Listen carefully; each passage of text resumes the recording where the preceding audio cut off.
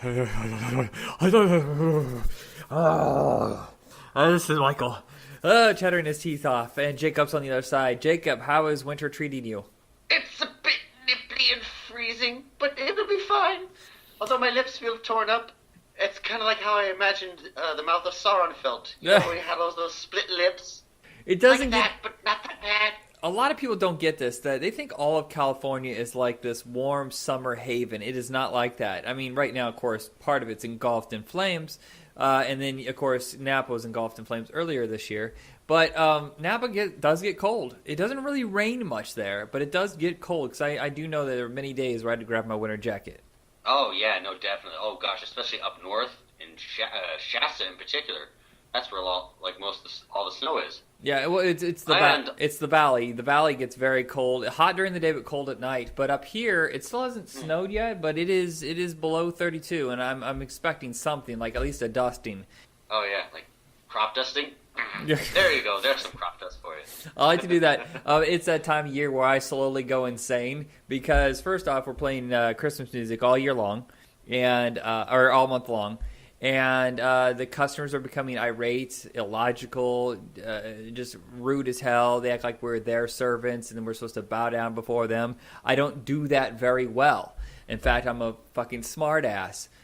Some lady insisted that I be fired because I didn't know what Quick Seal was. Or Flex Seal. Oh, God forbid you don't know what some shitty on-TV product is. I didn't even know it was an as-seen on TV product because I don't watch regular television. Everything I watch is either on disc or streaming through Netflix or something like that. And we were standing in the bandage area, or the medical area, so I assumed it was like a Band-Aid or something. She goes, "You know what it is? You're just being stupid." And then it just got worse from there. So this is the time I'm ready to break mentally. I'm angry all the time. I'm frustrated. And it's nice to pause a little bit and do this show so I keep some shred of sanity. Yeah, no, that's a good idea. Plus, it being, the holidays themselves, everybody's just out in a rush, just trying to get fucking gifts and spending so much goddamn money. I'm at the point where I just want to say, you know what? Fuck you, Christmas. You're too expensive. I went to there's a light show. Well, not really a light show. I don't know what you call it, but there's a mill here. Really old mill that they've saved, and they have events there, like concerts and stuff like that. They had a Christmas showing, and everybody was actually pretty solid. Nobody was being a jerk.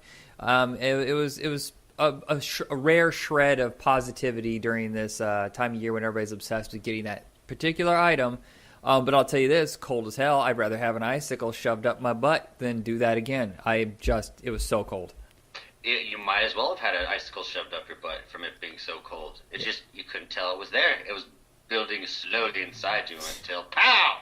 Yeah, I'm not acclimated. Now, the 15 years ago when I lived in Indiana, I would have, scoffed. It's it's 29 degrees? Are you serious? You loser? I remember it being 7 degrees and just going, you know what? I'm tired of being in the house. I'm going to put on a coat, and I just went for a walk. Mm-hmm. In the snow. How'd that work out for you? Yeah, it was fine. I walked, I think, a couple miles just to clear my head. It was like Christmas, and the whole family was there, and it was just stressful. So I just said, you know what? I'm going to throw on some thick pants and a coat and just go for a walk. And I just popped in my headphones and listened to some Frank and Dean. By the way, now I can't stand Frank and Dean because there's this one song at work that won't stop playing. It's called A Marshmallow World. Have you ever heard this song before? No, but I'm afraid. Yeah. It goes, it's a marshmallow world that we'll live in, and a bunch of nonsense after that. And you're just like, what are you I know you pretended to be drunk, but I think when you wrote this, you actually were drunk. I'd rather listen to bad and, well, no, actually, no. I can't stand either song. Never mind. It's probably just as bad and bougie. Well, the problem but at is... least at least you can hear the lyrics clearly. They're not mumbling. There's about 1,000 Christmas songs out there, but it seems like the same 12 get repeated over and over because they must be cheap to get from the catalog owners. But, I mean, it's strange because, I mentioned Christmas Time in Hollis, Queens, which I think is the greatest Christmas song of all time. Or maybe a couple of the Weird Al ones, and everybody's just like, no, that's not a Christmas song. Bullshit. You just don't like rap.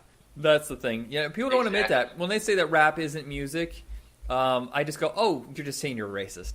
Because clearly it's music. It's words to a beat. It's music. Shut up. I know, exactly. Same thing with, country. All the same songs, you could generalize, country all being the same, or this genre being the same, or that. Now you're just generalizing, and just because you don't like it. And I think when they bash rap like that, it there is some deep down rooted racism to it. That's why. And I played. We have this one speaker. I know we're gonna get to the point, people. This episode is about Spawn and South Park. We like to do a little warm up first. I was playing. There's a speaker on display. It's a big shitty speaker, and it just has fancy lights. And they want us to push it because we have way too many of them. They're not selling. So they said play music on it. And I was like, all right, I'll play some music on this. And I put on Van Halen because Van Halen's around 40 years now. And so they're classic rock. Old people love Van Halen because, they probably discovered when they're 20, so they're 60 now. And I put on a fairly moderate song from them. And some lady goes, did you purposely pick the worst song ever to play on this? And I go, nope. And I cranked it up a little bit, and I just let it go. I'm in no fucks mood. Give no fucks mood. Oh, that's perfect. And which song was it, just out of curiosity? It was a Sammy Hagar one. I can't remember. I know everybody hates Sammy Hagar. In retrospect, everybody hates Sammy Hagar, but at the time he was massive, and I still think he is a very valid singer. Okay, so there's two Van Halens. There's Party Van Halen, which everybody loves, the David Lee Roth, and there was the more pensive one with, sort of pensive. Some of their songs were still risque and party-like. Pound Cake, come on, tell me that's not a filthy song. That's definitely a filthy song. I like both versions of Van Halen. Part 3 doesn't really even exist. When Sharon from Extreme became the lead singer. That lasted all of 5 minutes. Part 3. Yeah, there was a third singer in 1998, and it was a huge flop, and he wasn't good. So. Yeah, no, that sucks. But yeah, no, honestly, Sammy Hagar, I like him on his own, when he's a solo act. But when it came to Van Halen, he got a little too mainstream and a little too happy. It's funny. The worst line though is "Time will tell if we can stand the test of time." I'm like, no. That is a redundant. Right? That is the same. It's the same kind of writing when you're like, what is it? Everybody's working for the weekend by Loverboy, and it's like we got to start at the start. Well, where else are you gonna start, dumbass? You have a fucking time machine. You wanna go back before? You wanna have a prequel to the song? Everybody's working during the deep. What? Oh my gosh, Michael, we have to go back in time and make sure this song is correct. Marty! Oh! All right, so... Oh, Doc, you can't do... So it is the... It's hard to get uranium for the time machine now these days. We have to use some kind of fuel source. So in entertainment news, a couple of notes right before we jump into Spawn and South Park. I showed you the Woody Woodpecker trailer. What did you think of it? Because I've heard nothing but terrible things, but I enjoyed it. No, I got a kick out of it too. I mean, the way all the gags and everything were set up, it was like live-action, cartoonish elements. Kind of like what you'd see in Raising Arizona or like Looney Tunes Blast from the Past, something like that. Yeah, a lot of people... It's not like Woody Woodpecker was grade A. It was a cult following at best. Woody Woodpecker was always middle of the road. He wasn't that low-rent junk like Terry Toons or whatever, and he wasn't upper echelon like Tom and Jerry, the Warner Brothers and Disney cartoons. It was always middle of the road. So I don't know what people are expecting out of the movie. The fact that it even exists should shock people. And it's really made for international audiences because I've heard that Woody Woodpecker is still massive in South America. So, it's going to be a direct-to-video release here. So it's done for maybe 12, 15 million? It looks good for how cheap it is. Exactly, I know. It just amazes me, even movies can have that kind of quality, but cost so little. And it just goes to show, it's like studios, you don't have to put too much for quality, all right? I mean, I think they're just spending it on advertisements and everything else. Yeah, I was trying to go through all the animated cartoons that are coming up the next year, and none of them are really knocking my socks off. But that caught my interest because I thought that maybe it might have deserved theatrical release, at least maybe 800 screens or something like that. But it's just not done that way anymore. And I also saw the Popeye trailer, which they said is coming in 2018, but you and I have discussed it before. I think that was just a test reel that's never going to happen. Sadly, yes. I know, because Sony decided to go with the fucking Emoji Movie, which is a goddamn disaster. Yeah. So train wreck. We play animated movies at work all the time to show off the TVs. They're bright and boisterous, and it's family safe. Captain Underpants played for 2 months, and I was actually very pleased with that one. They talked about putting Cars 3 in, and I go, over my dead body. And then they said, what about the Emoji Movie? Okay, after my dead body, you're going to revive it like Frankenstein, and then you're going to have to kill me again because of not putting that in. So finally we got Despicable Me 3, which I've never been a huge fan of those movies, but I'm fine. I think the Minions are cute. Oh yes, of course. You can't go wrong with the minions. That's one of the things that drew people to watch it, especially kids. Who doesn't want a little minion with their Yeah. own little perk? Um, when I worked at Target in my office, I shared it with my friend Andrew, who does guest episodes of this. We used to have a minion on our desk, so when we were stressed out, we would just play with it. And if you pull him to the left, he would fart. You pull him on the right, I think he would giggle. And if you touch him on the tongue, he goes banana. Oh god, how can anyone not like that? Unless you're just like a soulless asshole. Yeah. Illumination just signed with Nintendo to make a Mario Brothers movie. What do you think of this? Oh, that's awesome. They better get it right. Okay, remember what happened with Bob Hoskins and John Leguizamo? Yeah, that wasn't even a Mario Brothers movie. Don't tell me that. That was like a script for something else. They just molded into a Mario movie. I think they're going to get it right this time. Illumination really has a good idea of what makes a great animated movie that's appealing to all audiences. Keen designer quality. Another company that no one's talking about is Warner Brothers' new animation line. They really gave it a strong identity. I thought Storks looked pretty solid. I think Baby Boss was theirs. I could be wrong. But Boss Baby was DreamWorks. Was it? Okay. But I think Illumination will do right by Mario. And I hope it opens the door for more Nintendo movies. Nintendo's finally becoming relevant again because the Wii U was a big fucking flop. And, it's been 10 years since the Wii came out, right? 10? Maybe not that Yeah. So the Switch is taking off like gangbusters. And it was really smart for them to combine both a handheld with a home console. So it looks like the DS is going to die, as far as I know.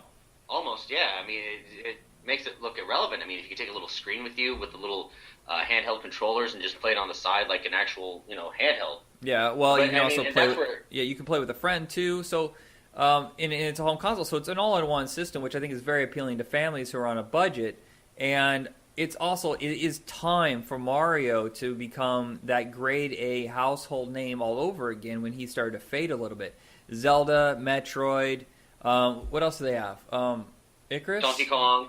Donkey Kong is yeah. Donkey Kong needs to be revived, definitely. Yeah, no, they haven't really done so much with anything for Donkey Kong, especially with the Wii U. He just stars as a guest character in Super Mario Kart 8. What's surprising is that Disney hasn't bought up a game system. It really does, because they're so integral now with doing their own games. You think it would just be easier for them to buy their own console.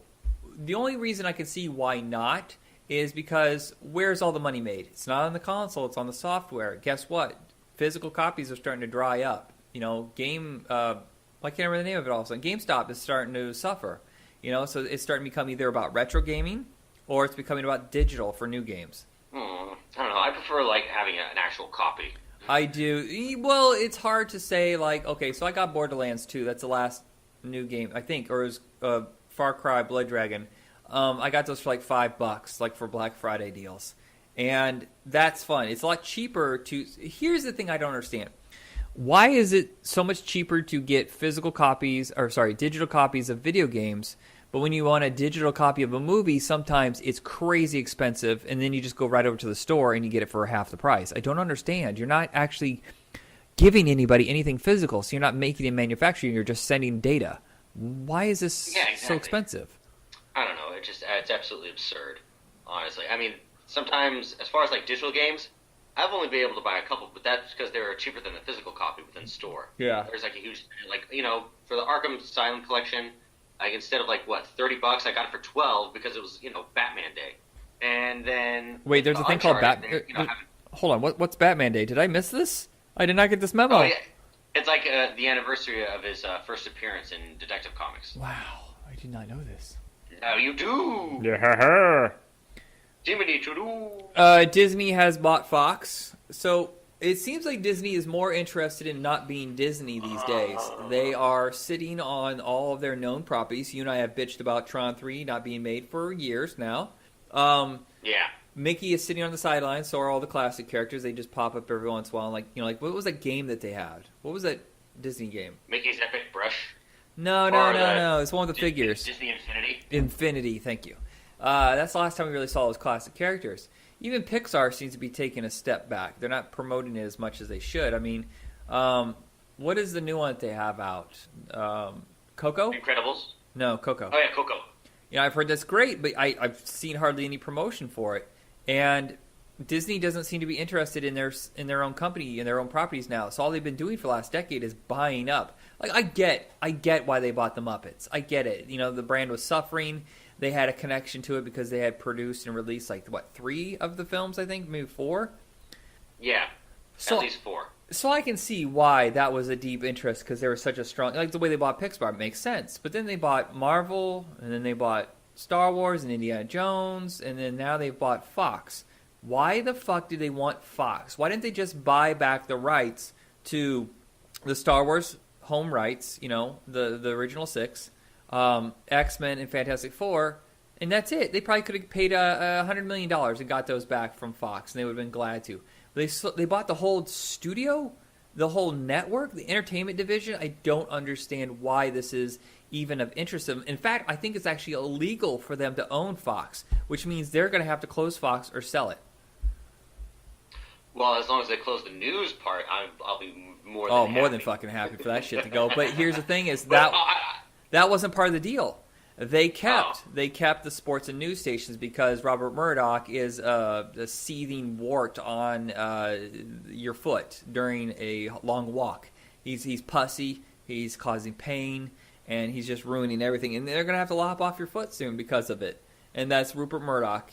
He is a crazed Australian right-wing nut job who 30 years ago was given citizenship by Ronald Reagan, no questions asked, and allowed to open his own news network, which he deemed as a entertainment network, so that they couldn't be sued for spreading false stories. And there started the fucking cult that is this extreme right-wing nut dot. And just, it's insane. There are no facts left on this station, and it doesn't even matter to them because they don't care. They have their audience, and they got their loophole out of being sued. Exactly, I know, just because they're registered as an entertainment network. So that just means they're not to be taken seriously. Right. Sadly. Yeah, and yet for some reason there's no warning saying for entertainment purposes only. They act like it's a legitimate news site, which is bullshit. Exactly. But here's what really does bug me about their entertainment division. I mean, Deadpool. No PG. You will not PG Deadpool. Yeah, that's what I'm worried about. Kingsman. Okay, so these are the franchises that are hot right now. I don't know what they're going to do with Planet of the Apes. I haven't seen the third one yet. I don't know if there's a possibility for a continuation. Who are we kidding? It's Planet of the Apes. There are always stories to tell. So what are they going to do with that? What are they going to do with Kingsman? Because clearly there's going to be a third one. And Deadpool. I mean, it's R, and I feel like they're going to edit it and just screw it up. And then what about the future endeavors? Is Ryan Reynolds going to walk? Oh, I'm sure Ryan Reynolds would walk if they would told him, no, we can't have R-rated because families are going to see it and this and that. I'm like, God, and he's probably just going to yell at the top of his lungs in pure Deadpool fashion, like, look, you little Mickey Mouse here wearing motherfucktard, and just saying, so saying all sorts of obscenities, yeah, them, like the actual reasons. Like, dude, Deadpool made a lot of money. It just goes to show adults want to see these movies too. Now, fucking deal, you're still making money. During the late 80s, early 90s. Disney was more than just Disney. They started Touchstone Pictures, I think in 85 or 86, which did PG-13 and R-rated movies. They did Hollywood Pictures in 1990, which did more genre-oriented stuff. A lot of those were R-rated. Oh, yeah. Then, for some reason, in 94, they bought Miramax Dimension. And because that filled that niche of genre movies, they closed down Hollywood Pictures, I believe, in 99 after Sixth Sense came out. And then all of a sudden, Touchstone Pictures is pretty much it's not even a thing now. They release like one movie a year. So why is it, here's what I think is going to happen. Disney wanted the catalog for their digital streaming system because they're going to go compete with Netflix. They want those titles in their catalog. I don't even think they're interested in home video rights. So I think they're only going to keep those digital streaming rights, and they're going to keep the properties they want, and then they're going to sell it off because, yes, Disney makes a lot of money, but they don't make that much fucking money. I mean, they're already in the hole a couple billion just from each one that they bought. Star Wars has probably paid itself off. Maybe Marvel has, but I'm sure there's debt on top of that, interest accrued. So I think that they're going to have to sell Fox off, which is for the best. Because I can't see them running both. But this is where I get worried. They now own The Simpsons. They own Family Guy, Bob's Burgers. What are they going to do with it? I don't think they might not want to. Who knows what they'll want to do with it? As far as like the rights to like the Marvel properties, I'm glad they got Fantastic Four back, but I'm not too happy about them censoring X-Men or Deadpool. It may happen, it may not. It's more likely it's going to happen, but they've also, like I said, they've made R-rated movies before. They might release Deadpool under a different label. Hell no. Well, no. Release it under their like Hollywood Pictures label, which was always meant for R-rated movies. Good. But they cannot own Fox networks. It's against FCC. Well, fuck. The FCC is so corrupt now. I mean, and soon you won't be able to listen to this podcast probably, or you'll have to pay an extra tier just to listen to this one. It's fucked, dude. We're all fucked. This is insane. We're living in a crazed madhouse right now. It's a madhouse! A madhouse! Did you ever think... Don't worry, I'm not going to hurt you. I'm just going to bash your brains in. Bash them right the fuck in. Yeah, so say they do keep the properties from Fox, they're going to have to shut down that network. They're going to shut down, period. Besides, we're in the day where nobody's really watching network television shows. They're watching cable, they're watching streaming, or they're watching what they have on USB disc or whatever. So they're going to keep ABC. They'll take. I'm going to guess they're going to take the premium shows like Empire and stuff like that. They're going to move it over to ABC. Then they'll take kind of the cult shows and move them over to FX. They're going to shut FXX down. That is a waste of time. I don't even know why it exists. Well, I don't know. Legion, the X-Men show, that one's pretty great. Yeah, but that is clearly an FX show. And Sunny in Philadelphia is getting long in the tooth. Simpsons, long in the tooth. All these shows are getting very, very old and tired. I don't even know really what's left on FXX. Yeah, no, I mean, I'm not even sure if Louis is still continuing. No, I'm sure that's done, and so is the League. So those are the name shows. FXX needs to disappear. Period. No matter what happens. Gosh, speaking of old shows, 20th anniversary of Spawn. Yeah, and South Park. It's 20 years. I know. My gosh, I was like what? 8. 20 years. Right? Yeah, I was 9. I was 9 years old. My gosh.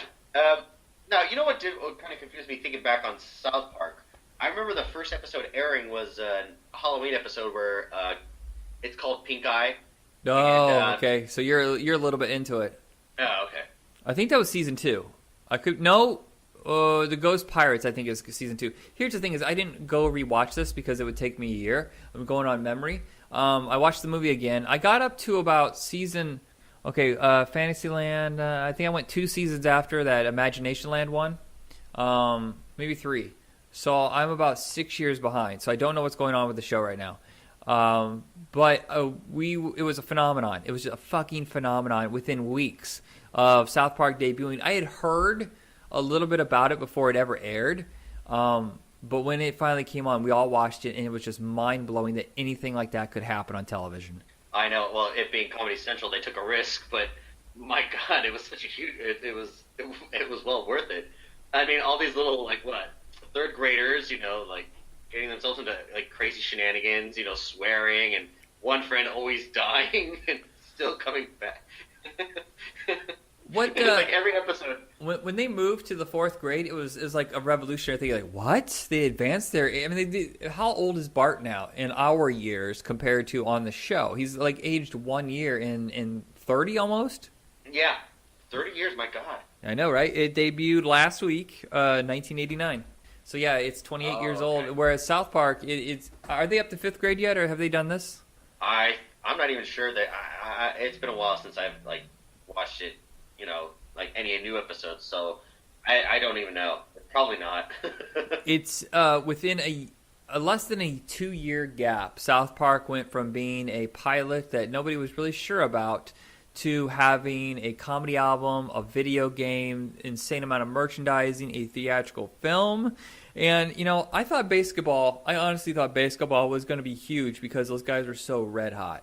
Oh, God, yes, I know. Honestly, they didn't write or direct or produce basketball. They just started it. It was all them. Yeah, that was so wonderful about it. You could tell, there are a lot of improv, and I think there was just ideas they were winging on the set.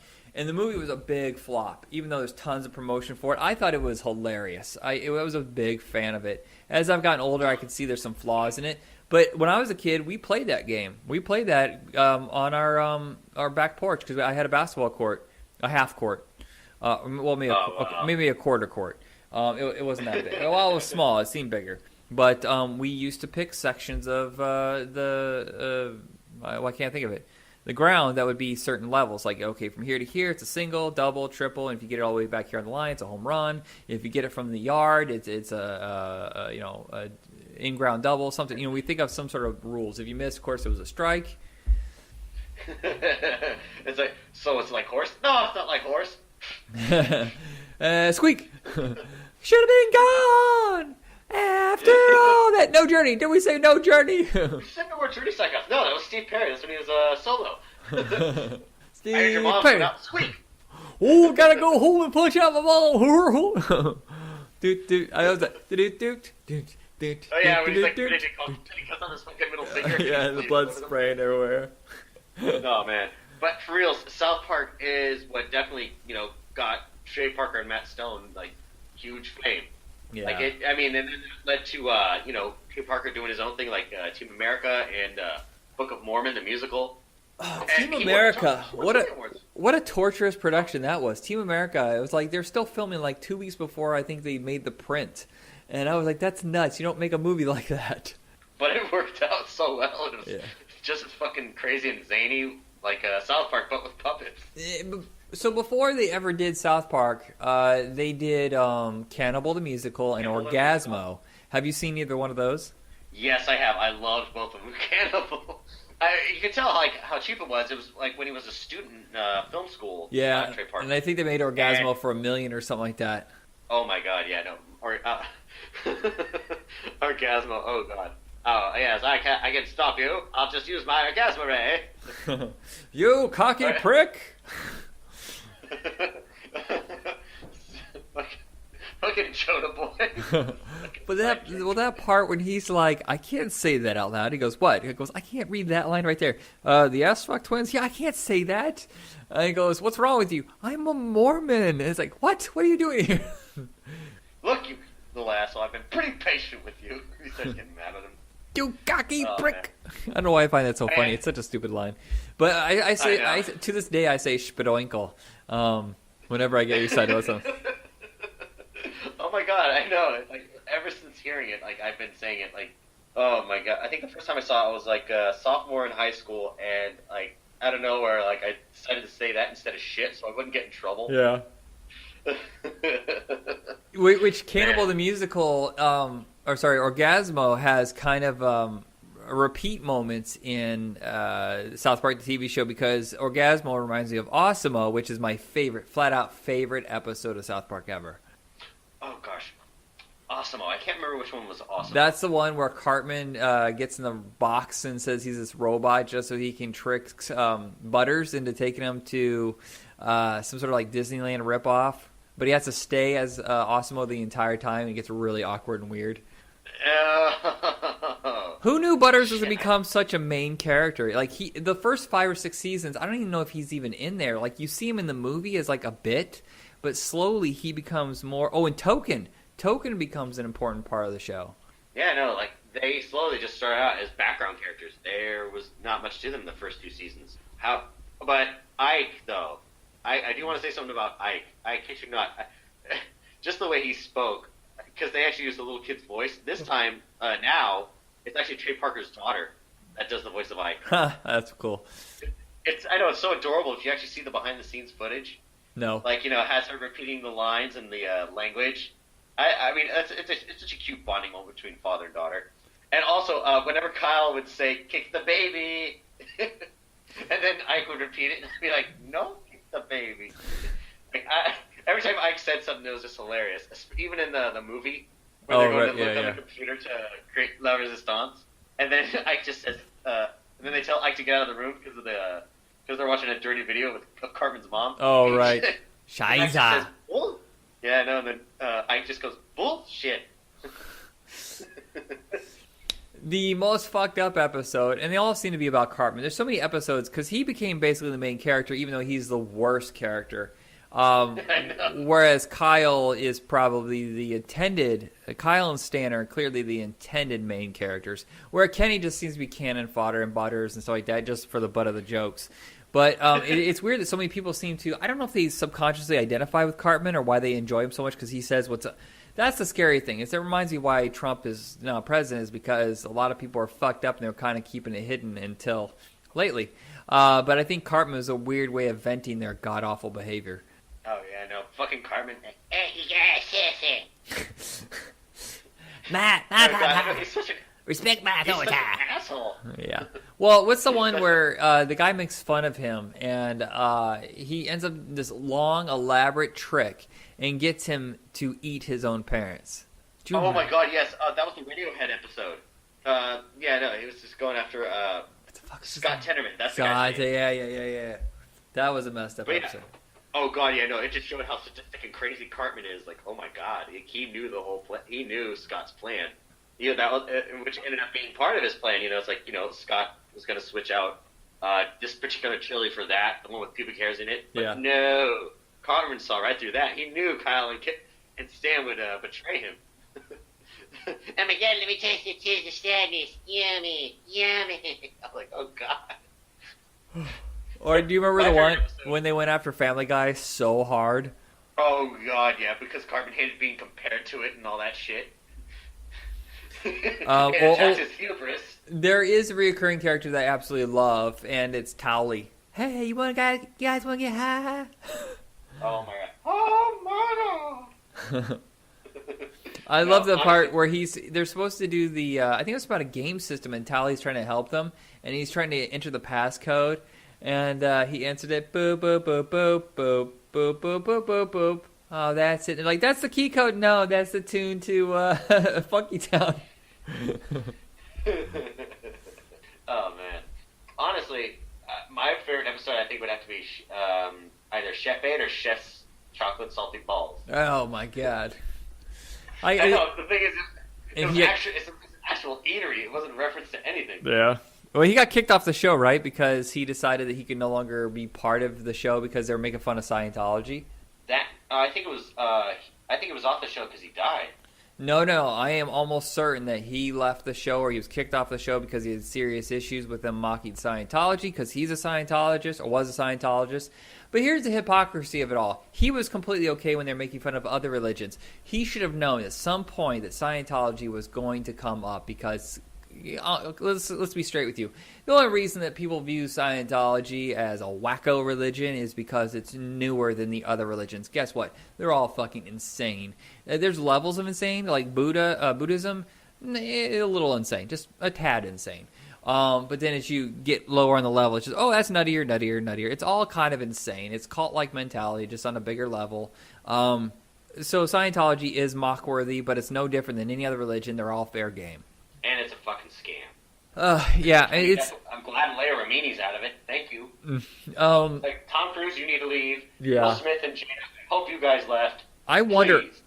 how much money they have given over to. That's the one thing that is horrifying, though. Is the okay? You know what? Scientology is a little bit worse because the insane amount of control and how much they have manipulated and used their people, financially, is disgusting. I mean, I wonder how much money Tom Cruise and John Travolta have left over from what they actually made to what they've given over so they can hit level 19, to be clear.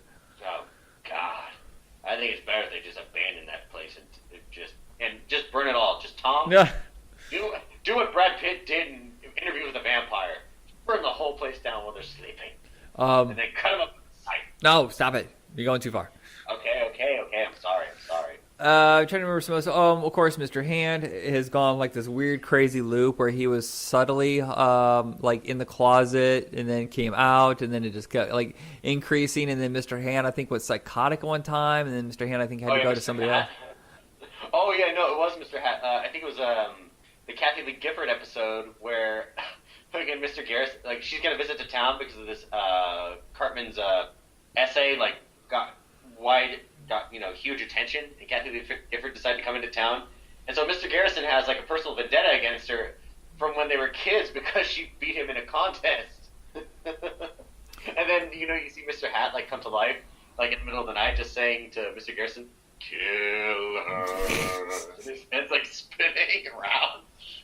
Do you remember the torturous wait between episodes, especially in the beginning, because it was just them and like a small crew putting together the episodes? And it was like, oh my God, could we get another one? Now it's like they got everything going. Like I think by season 2 or 3, they got things lined up properly. So 10 episodes, done. Or 8 episodes, done. And it's amazing that their show is so of the moment because literally something will happen on Tuesday, and by the next Tuesday, they have that in an episode because their animation has been so streamlined. Yes, that, especially with the technology available now, just take a photo and then just animate it through that way. Plus, I mean, me being a kid, like when it was first coming out, of course I was impatient. I mean, I wanted to see more. I wanted to see more, more of Cartman's shenanigans. I wanted to see, well, I don't know, Kenny. There are times where I did feel bad for him, except for the Christmas episode because he actually didn't die. That was like the huge thing because everybody's like, wait a minute. Like right near the end of the episode, everyone just goes, wait a minute, hold on, wait a minute, something's not right. Wasn't something supposed to happen? Huh? And then it goes to Kenny, and then like the credits appear overhead, at the end. And I think he goes, woohoo! I always thought that was Dion Bakar who was the voice of Kenny for the longest time. Dion Bakar is actually the best actor in basketball. He's actually pretty talented, but let's be straight up here. He looks like an elf. He looks like a human elf, and therefore his acting career was always going to be a little pulled in. Didn't he play like Satan's lover or something like that at one point before Saddam? Yes, he did. Yeah, no, Gary, I think his name was. Oh God. I think that the show kind of peaked with Imagination Land. There's been good episodes since then, but I think it kind of peaked with that, which was 2009. The show's still going. I don't see them wanting to stop unless Comedy Central decides they need to stop because the show is still relevant, more than probably anything else on television except maybe Saturday Night Live, where it's of now, of the moment, current storylines. It hasn't exhausted itself and become stale like some moments in Simpsons have become incredibly stale, and I almost gave up numerous times. I don't know. Even my friend, who's a huge fan of The Simpsons, he loves Simpsons. He has like every season on DVD. He says like these latest episodes, they're not. He even says like they're not really trying anymore, which they don't really need to because people still will like it and love it regardless. Same with Family Guy. I mean, even Seth MacFarlane clearly stated that. So yeah. It's already built in. People are always going to watch it, and who knows? I think they're probably going to wait till the 30th anniversary, and then they'll be done. Maybe. But how would it end? I know, right? I have no idea. Oh, I still think the movies are a relevant idea. They should just do a movie like every 3 years. So they can come up with a good movie every few years. But do you think that Matt and Trey are done with movies? Do you think they'll turn Book of Mormon? I don't think they'll turn Book of Mormon into a movie because I don't think anybody will fund it. It's way too controversial. Oh, yeah, definitely. Especially, and it'll probably be banned in Utah. Oh, I'm sure it will because that whole state is basically like Salt Lake City. Holy shit! That is I've never seen such a religion blow up based on a con artist lie. It's insane that people don't bother using any logic. What I'm realizing over the last year is that people already have an idea in their head and they only want to hear and see things that reinforce. They don't want to question themselves. You know me well enough to know that I say some stupid, insane shit at times. And every once in a while something so wrong-headed and offensive because I'm kind of a rage-filled monster. I'm a good person, but at the same time I get so riled up, it's ridiculous. But based on more information, I easily can change my mind. And you can say I'm a flip-flopper. Guess what? Smart people tend to be flip-floppers because as they gain knowledge, they can change their stance on something. It's not a pussy move. It's not a weak move, a spineless move. It is one of a man who is trying to advance himself, or a person trying to advance themselves based on newly gained information. Exactly. Also, me too, I could definitely get angry sometimes, but that's because I categorize myself as an aggressive progressive. Yeah, aggressive. That is, I'm a futurist is what I usually refer to myself. Is that, I used to refer to myself as a retro-futurist because I used to like to combine new ideas but with some of the retro qualities. But now that this whole Make America Great Again has taken over, I don't want people to confuse that. I'm not a retro-futurist. I want to see what's coming next. The next thing over the hill is our bright future. Oh, no, pile of shit. Turn the other direction. That's kind of how it turned out with The Last Jedi. Yeah. I haven't seen it yet. I don't know why everybody's so angry. I'm a little concerned. I know some people who are fucking furious who want it erased from canon, and I'm just like, wow, okay, that's strange. They have some very valid points. I'll have to tell you that another time. But, anywho, honestly, I would love to see another South Park film. for sure. Yeah. I mean, we definitely need another one with all the new stuff they brought in. And speaking of movies, this is the one idea that just won't die. I've been hearing about it for like 15 years. The R-rated, lower-budget version of Spawn. Todd McFarlane. Okay, if anybody will play Todd McFarlane, it needs to be Christian Bale because they look and sound alike, except Christian Bale is slightly less douchey. I just don't know if it's ever going to happen. Even though Blumhouse is now signed to it, I don't know if it's going to happen. Does anybody even give a shit about Spawn anymore? At this point, I honestly just don't know. I mean, you still see it on Netflix, the one with Michael J. White. No, wait, no. Yeah, you're right. Okay, good, yes. And John Leguizamo, but, I mean, they honestly, they need to go back, and if they have Amazon Prime, they can look up the entire Spawn series that was on HBO, and go back to the actual core, and then go back and read the comics as well, and look at the core structure of Spawn, of what made him this, why it works, why it was such a huge thing.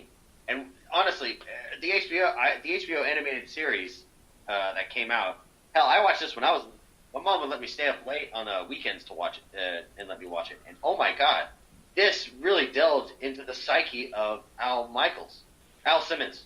Yeah, Al Michaels, I think, was a sports commentator. How about that? Right. No, that was Steve. That was Marv Alvin. Never mind. Yeah, well, that's because the football game's on in the other room. Anyway, so Al. It really goes into the psyche of Al Simmons. See how tortured he is. He made this deal with Malbolgia. Malbolgia looks like fucking shit in that movie. I cannot believe a $50 million film.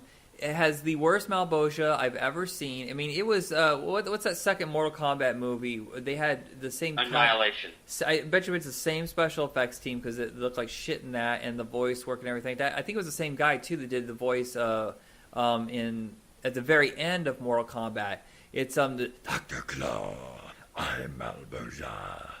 Yeah, exactly. It is. That was hard to do. And oh my god, what's the voice actor's name? Oh my, the voice of Fred. Welker? Scooby-Doo. No, not Frank Welker. Shit. Na na na na na na na na na na na. I'm pretty sure it was Frank Welker. Wait, no, it says Maurice LaMarche. No, it says Frank Welker did Dr. Claus. Yeah, boy, that dude has some serious range, by the way. Yes, he does, dude. It is hard to imitate to get that deep kind of voice, especially without hurting your throat. Fuck. Yeah, I got a little tear in there. I was like, Dr. Claw. Next time. Oh, that's pretty good. It's hard for me to do for some reason today. Well, I got to tell you, the last month or so, I've been really out of air. Like, trying to do these episodes, trying to get a full breath of air. It's like everybody at work is deaf, and we blast the music too loud, so I find myself yelling all day long, and I get home, and I'm like...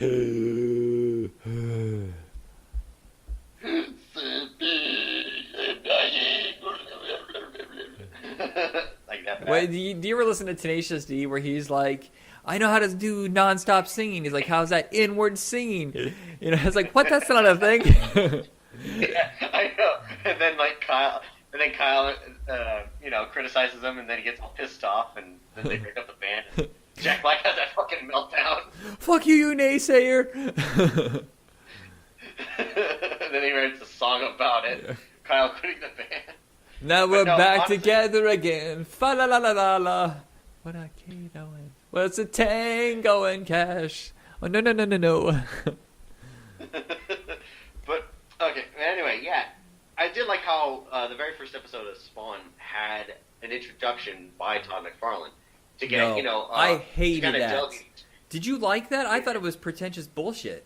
Well, the very first episode, I honestly didn't know much of anything because I was a kid and all.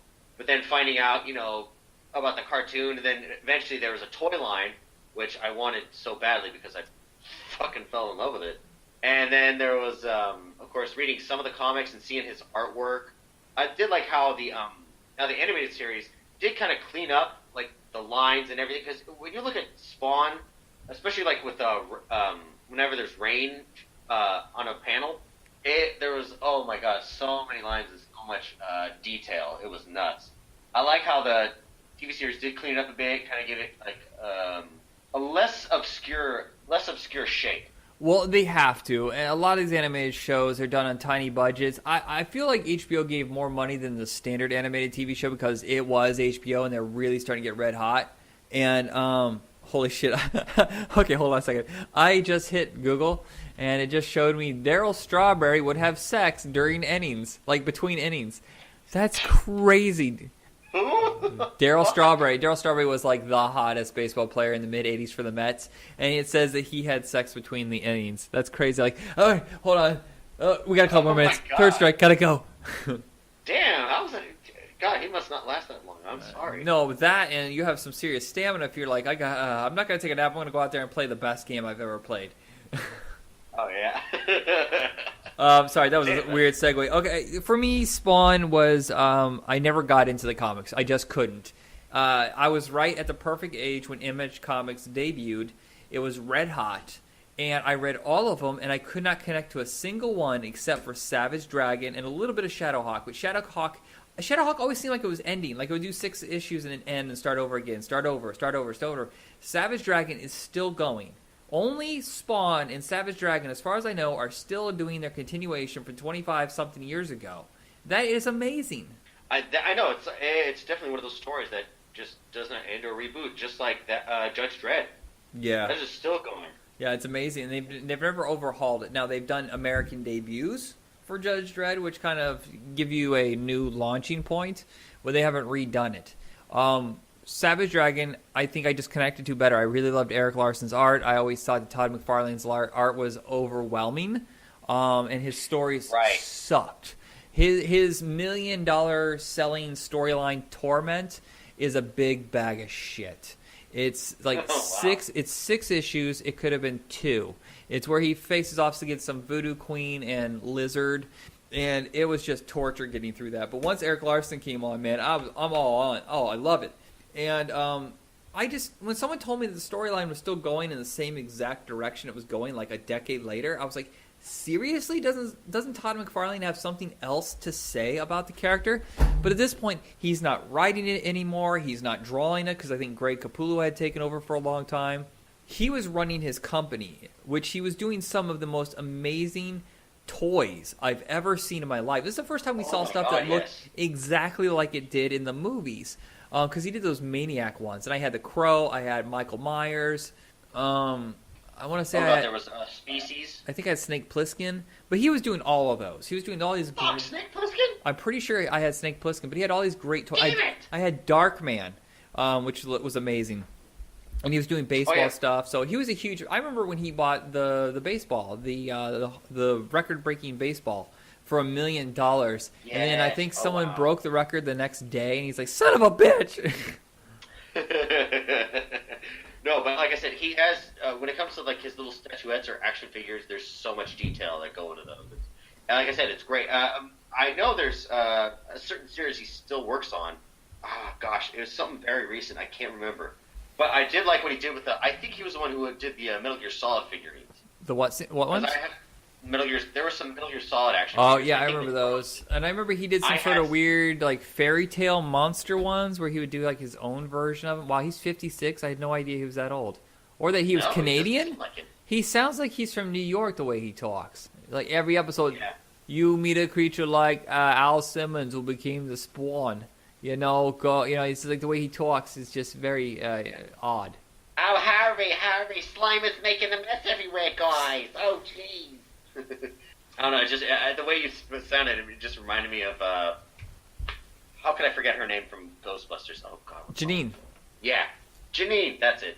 Oh, okay. Yeah, I know, but anyway, getting back to his attention to detail, yeah, you are right. When I was reading a comic, I even did an 8th grade art project off this panel of Spawn, just like overlooking on top of the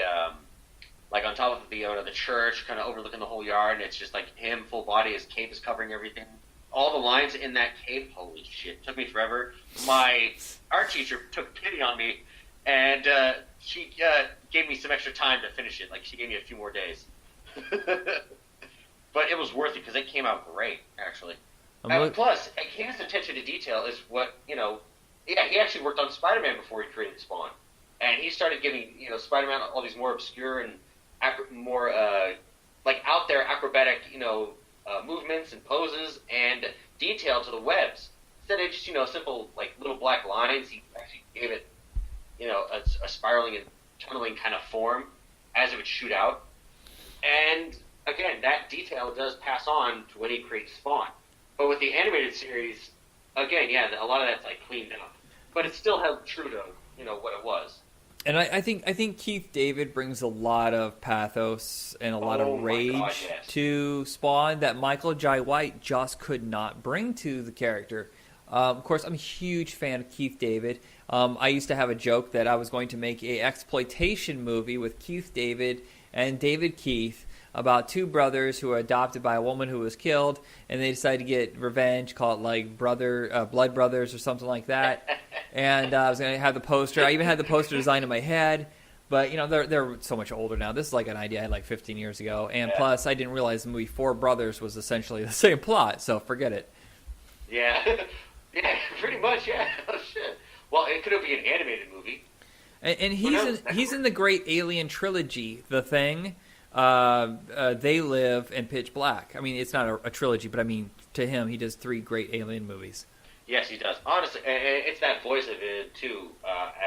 When you hear Al Simmons, like, talk, like, when he's getting his memories back in the first episode, and then he, like, and then he remembers that he's back for Wanda, like, oh my God, the pain in that guy's voice, like, what the hell have I done? How could I have forgotten?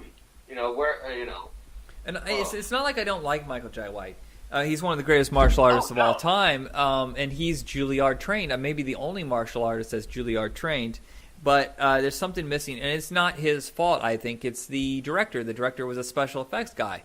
He had no real skill with directing people. They changed Angela, which I thought was bullshit. So she looks kind of ridiculous in the comic book. I think the cartoon found the right balance. And then the movie just, I don't know. I just didn't feel it there. And they whitewashed Terry. And, oh, yeah, right. That was weird, right? That was strange. Yeah, no. Yeah, I know. I'm watching the cartoon. He was Al's friend where they worked. And, under Black Ops and all that, he would feed him intel, and he was like a brother to him. So of course he was there to take care of Wanda. But of course he gave it some time. He waited years, and then of course they gave birth to a child in Cyan. That kind of pissed off Al. But at the same time, he like couldn't stay mad at him because it's like he told him to take care of Wanda should anything happen to him. But yeah, no, Michael Jai White's live-action performance, yeah, it really, again, yeah, it had to have been directing because, I see Michael Jai White in certain dramatic roles. He does do it. He gets it right. But, again, this movie, it just wasn't Al Simmons' movie. Plus, Keith David just does a fantastic fucking job with his voice. Yeah, he just destroyed the role. It's amazing. Like, in my head, whenever I see Spawn, I hear his voice. You know who's in the cartoon and the comic book, but not in the movie, who I really enjoy, is Sam and Twitch. They had their own spin-off in the comics, and now apparently Kevin Smith pitched the BBC on doing a low-budget streaming series for Sam and Twitch. I don't know if it's a go yet or not. They should definitely do something like that. Something a little lighthearted, buddy cop duo. And they were done very well in the animated series. Heck, even Twitch was trying to get more involved with Spawn. Like, he was his insight man. Yeah. And also, what I did like in one scene in particular when, there was an off-duty cop who was black, and he was getting the crap kicked out of him by another white cop because of, internal investigations against them. And then Al Simmons just comes in, he's like, why do people, in that Keith David voice, why do people in authority always overstep their bounds? And then he breaks the guy's arm. I'm like, yes! That is more relevant now than ever. The clown violator character is the least interesting. I cannot stand. I hate it in the movie. John Leguizamo is just like, what? What is going on here, dude? Stop. And I've always hated that character. It's a shame too because I actually like John Leguizamo, but he was a little bit. Yeah, no. Honestly, there were some parts I thought he was funny, like when he all of a sudden out of nowhere just up as a cheerleader and does this little sing and dance thing, and then gets immediately sent to hell. But again. In the cartoon, he was just kind of boring. But he did get a little terrifying when he turned into Violator. For me, anyway. That was a little kid, so it would, Hell, I even ran into the bathroom whenever the fucking Tales from the Crypt thing would play. So I was terrified of the Crypt Keeper when he'd pop out of his coffin and shake his head. I'm trying to see. I don't recall HBO doing a whole lot of animated series, and here I'm looking at it right now. And they had Spicy City, which I think is from it is Ralph Bakshi, which I've never seen. 6 episodes. The Life and Times of Tim was on for years. I have no memory of this. It was on 2008, 2012. So they really have not gone very far into the animated world. Tons of children's shows, but this is like animation for grown-ups. Spawn, as far as I know, even though it was only 18 episodes, it seemed like it was a big cult phenomenon, and I thought they would try something else, but no, they haven't really bothered. No, they haven't, and especially after the disaster of the movie. Like the special effect, I like how they went practical effects with the suit, but the cape. It looked like shit. They could have done so much better. Oh yeah.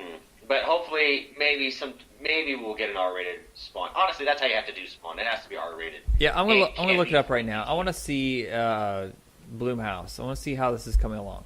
For real. And also, who would play him? It was in July when they announced it, but no other grounds have been broken on it. Nobody's been cast, no directors, anything like that. So I don't know what's going on. Well, I mean, heck, Mike Mignola's doing Hellboy with Dave Harbour as the starring role, and the guy got in a great shape. I mean, honestly, those abs when you saw that actual photo of Hellboy, that was him. He actually got into shape. He said, like, nah, I never really got into shape except when I did Broadway when I was like really young, but since then I'm like whatever. Ooh, but, you said Neil Marshall. I'm not a huge fan of Neil Marshall. I don't know how I feel about this. Oh. I know people who love.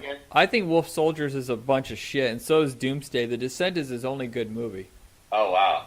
So you're definitely going to get a nice horror element out of it because it's Hellboy and he deals with the supernatural and hell. His name is Hellboy. He's doing the sequel to Skull Island. Interesting. Oh shit. Well, they're eventually going to want to have to cross over with Godzilla. You know that. I still haven't seen Skull Island. Have you? Oh yeah, King Kong Skull Island. Yes, Yeah. I did actually. It was very good. I need to see this. Yeah, I'm just catching up now on my movies that were on my Vudu account for years. I just saw Bad Moms, which I thought was okay. I'm going to watch Kingsman 2 tonight. I watched Atomic Blonde, which was a little underwhelming. What have you been watching? Well, I did watch the first episode of The Orville. Oh, what'd you think of it? I've been waiting for you to watch that. Oh my god, dude! I mean, the sci-fi is very on point. Seth MacFarlane loves sci-fi. Heck, he grew up practically worshiping Carl Sagan and Star Trek and all that. He was a nerd. He's a growing up, and the comedy too. It's not too out there with Seth MacFarlane, but it's a little toned down Seth MacFarlane. Yeah, well, it's smarter. It's very on point. You know me. I hate Seth MacFarlane's cartoons, but I love his live action stuff. I watched the Jean-Claude Van Johnson show on Amazon. It's only 6 episodes, and so far it's pretty brilliant.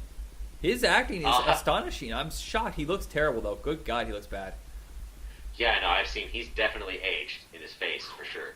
I don't know what happened. He looks just so bad. Yeah, who knows?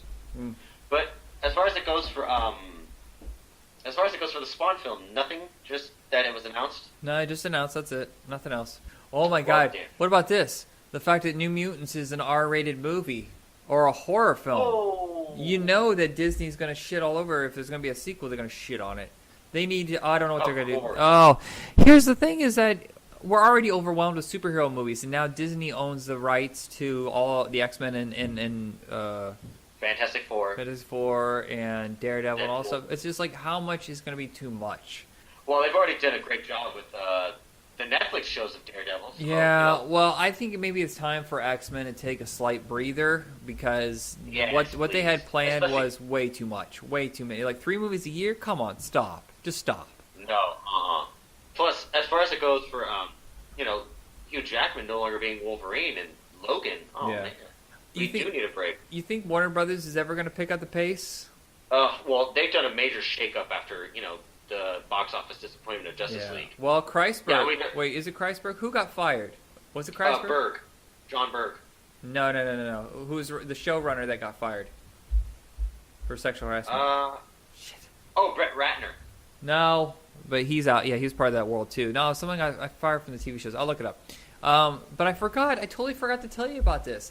CW Seed, which is like their Netflix, whatever you want, where they can watch shows.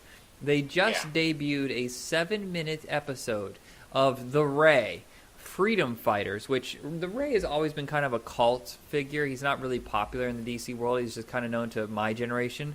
What it is an alternate reality exists where Hitler won, and it's taken over America, and it exists today.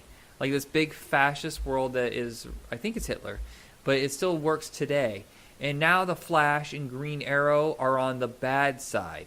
And it's up to the Ray and his small band of heroes, which, I mean, these are all like D, level characters, trying desperately to save the people of the city. And it's only 7 minutes long, and it's dark. It still looks like that weird watered-down shit that I hate about the Warner Brothers movies. The animated movies, but it looks like it has serious potential. The pilot is on the CW Seed. You gotta go watch it. Okay, I'll definitely have to give it a watch. It's almost like the Red Sun kind of storyline, with Superman landing in Russia. Well, have you noticed over the last year or so, there's a lot of these fascist shows, like The Man in the High Castle, stuff like that, debuting. There's a movie that just debuted on Netflix called Bushwick with he played Dave Bautista, which is they just like one afternoon coming home on a train, this girl comes back to her old neighborhood Bushwick and discovers it's completely overrun by soldiers. They don't know what's going on, and everybody's getting slaughtered, like massive slaughter, and they don't know what to do. They don't know how to fight, and Dave Bautista saves her, and they have to survive, in this hellhole. And it turns out it's the right-wing nut jobs have decided to coup and take over the government, and they decide that they need to take over like this neighborhood and hold it hostage until the government gives them their secession. Like they want to become their own nation. Fucking God. Seriously, watch it. It's insane. It's like Texas and Tennessee and like all of Alabama, and so all of them get together, and it's their own military, and they decide to go in and try to slaughter anybody who isn't white, and and then don't realize that they're prepared. The people in the city are prepared. They have guns, they have weapons, they know how to fight. And it's a really brilliant film. It doesn't give you the ending that you want. It kind of gives you that honest, bleak ending that you need. It is a amazing film, and it almost like one whole cut. Did you watch Cooties? It's the same director. What's Cooties? Cooties is a zombie film with I hate it when I get like this, but I can't remember someone's name. Damn it. Played Frodo. Frodo. Elijah Wood. Elijah Wood, yeah, Elijah Wood. It's a funny comedy, but this one's dead serious.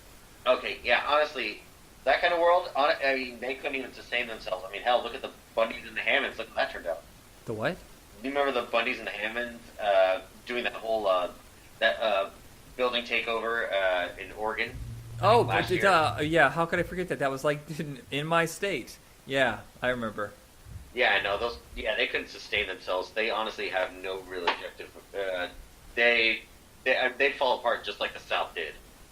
Yeah, I don't know what to tell you about the state of the world right now. So kids, just veg out, watch some cartoons, think of a game plan about where you want to go in this world or how you want this world to go, because we're getting at a turning point where a lot of us are going to have to make a decision. We're going to start thinking about who we're going to vote for. Or hell, why don't you run for office? You got something to say, you want to change the world for the better, get out there. Support who you think should be in office, or run for office yourself, because we need the future. Right now, this entire country is going down the shit because it's run by old men with old ideas who don't understand the future. They're afraid of the future. I almost wonder if this whole net neutrality thing is because Trump doesn't understand how Netflix works, and he just wants to go down to a video store and pick up his copy of Ernest Goes to Camp or something fucking, whatever. I actually like Ernest. I shouldn't have said that. I should have said something stupid like Swordfish. He sees Michael Douglas in Wall Street as the hero. But it just seems like that. Like, these old people don't understand why they can't just go to a video store anymore. What's this? I don't understand what a Roku is. A Rook? Trust me, I know these old people. I work at a place where it's all old people who are completely clueless, who don't even understand what a CD is. I had to explain what a fucking CD was to somebody. They didn't know the difference between an 8-track and a cassette. Shit, we're so far beyond CDs right now, and they don't understand what smartphones are. Literally, the guy bought a phone, and I told him, about, you have to get this card, you have to pay the monthly bill, and he didn't understand any of that. And he came back like a week later and tried to figure out his phone, and I was like, well, when your phone dies, it runs out of minutes, you have to get another minute pack. That's every month.